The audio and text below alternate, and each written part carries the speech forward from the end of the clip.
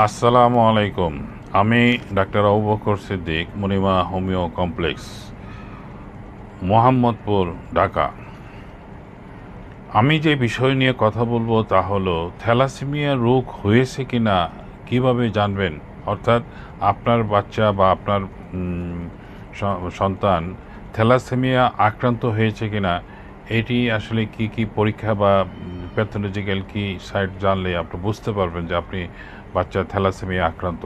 যেমন সেরাম bilirubin level খুব বেশি থাকে, প্লাজমা হেপাটোগ্লোবিন লেভেল খুব কমে যায়, plasma free haemoglobin methaemalbumin level বেড়ে যায়, প্লাজমা হিমোপেক্সিন লেভেল কমে যায়, প্রস্রাবে ইউরোবিলিনোজেন এবং মলে স্টার্কো বিলিনোজেন লেভেল বেড়ে যায়, পেরিফেরাল রক্ত পরীক্ষায় লোহিত রক্তকণিকার সংখ্যা কমে যায় এবং রেটিকিউলোসাইটের সংখ্যা খুব বেড়ে যায়।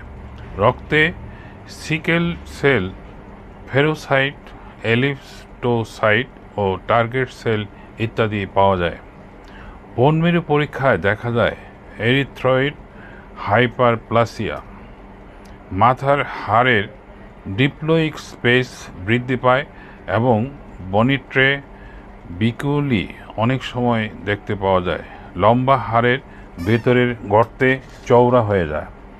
রেডিও অ্যাক্টিভ ক্রোমিয়াম পরীক্ষার দ্বারা জানা যায় আরবিসি এর লাইফ স্পান কত। পেপার ইলেকট্রোফেরোসিস পরীক্ষার দ্বারা জানা যায় হিমোগ্লোবিন পিকের অস্বাভাবিকতা। আমি যেগুলি বিষয় বললাম সেগুলি হলো আপনার প্যাথোলজিক্যাল পরীক্ষায় যে রেজাল্ট আসে, সেই রেজাল্টের ভিত্তিতে আপনি জানবেন যে আপনার বাচ্চা থ্যালাসেমিয়া আক্রান্ত কিনা।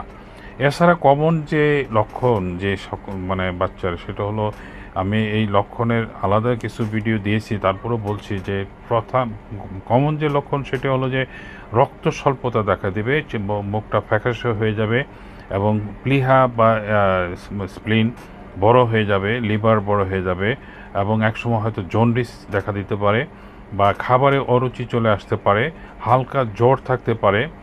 এই সব সাধারণ কিছু লক্ষণ আপনার বাচ্চার ভিতরে যদি থাকে তাহলে অতি দ্রুত আপনি ডাক্তারের শরণাপন্ন হবেন। এবং আমার পরামর্শ যেটা হলো যে আপনি হোমিওপ্যাথিক চিকিৎসা যদি গ্রহণ করেন তাহলে সার্বিকভাবে আপনার বাচ্চার গ্রোথ ঠিক থাকবে এবং রক্ত দেওয়ার পরিমাণটা আস্তে আস্তে করে আপনার, যেমন আপনি প্রতি 30 দিন পর পর রক্ত দিচ্ছেন, তখন হয়তো পরের 1 মাস ওষুধ খাওয়ার পরে আপনি দেখা গেল 1.5 মাস পরে দিচ্ছেন। এভাবে ক্রমান্বয়ে দেখা যায় যে একসময় 6 মাস বা 1 বছরে আপনি রক্ত দেওয়া থেকে সম্পূর্ণ মুক্ত হয়ে যাবেন।